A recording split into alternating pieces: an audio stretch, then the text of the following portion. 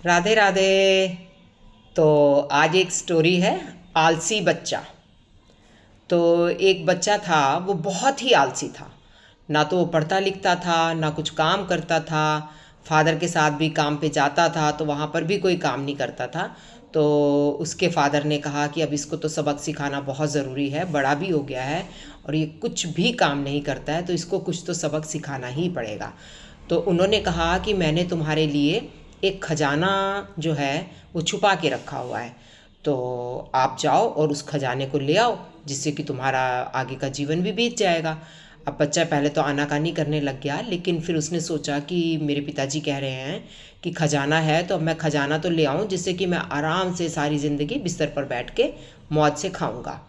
तो वो अपना लेके चला गया। उन्होंने बताया कि उस जो खजाना है वो उस पहाड़ी के नीचे छुपा हुआ है।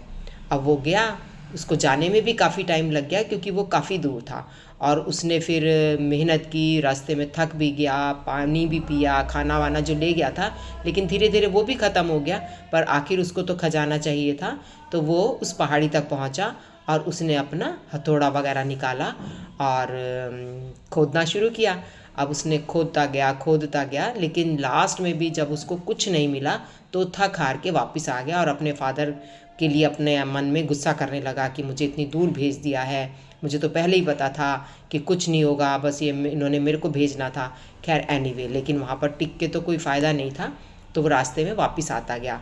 तो रास्ते में बहुत नदियाँ मिलीं और पहाड़ भी और सुंदर सुंदर दिखाई दिए। उसने कभी इस तरह से नेचर से वाकिफ़ ही नहीं था, क्योंकि वो तो सोता ही रहता था। तो उसने नदी से अपना पानी पिया और बहुत सुंदर लगा उसको कि, और सूरज निकलता हुआ उसने देखा कि कैसे सूरज की किरणें आ रही हैं, सूरज डूबते हुए देखा। तो ऐसे उसको बहुत अच्छा लगा, तो उसने कहा मैं कुछ दिन यहीं रहूँगा और आराम से धीरे धीरे धीरे धीरे वापस जाऊँगा। तो धीरे धीरे वो वहीं रहने लग गया, आस पड़ोस में ही। उसके मतलब वहाँ पर एक छोटा गांव था, वहीं पर ही उसने कुछ काम करना शुरू करा और नेचर से उसको प्यार हो गया और वहीं अपना कुछ कुछ खाता पीता। फिर जब थोड़ा उसने पैसा कमा लिया तो उसने कहा कि चलो अब मैं वापस घर जाके अपने पिता को बताता हूँ कि मैं काम करने लग गया हूँ। तो वो अपने पिता के पास गया और उसके पिता भी उसको देख के बहुत खुश हुए कि अब ये समझदार हो गया है, मेहनती हो गया है, इसने आलस छोड़ दिया है। तो पिताजी को उसने बोला कि आपने मुझे ऐसे भेज दिया। तो उन्होंने कहा कि बेटा तुम्हारा आलस कैसे दूर करते, तुम्हारा तो आलस ही नहीं ख़त्म हो रहा था। ये जीवन इस तरह बर्बाद करने के लिए भगवान ने नहीं दिया है। इंसान का जीवन जो है बहुत मुश्किल से मिलता है और तुम उसको ऐसे लेटे लेटे बर्बाद कर रहे थे, तो इसीलिए मैंने तुमको वहाँ पर भेजा। तो वो लड़का भी अपने पिता का बहुत शुक्रगुजार हुआ कि उन्होंने मुझे ऐसे भेजा और मुझे सही रास्ता दिखाया, तो मैं आज इस काबिल हूँ कि मैं अपना गुज़र बसर कर सकता हूँ।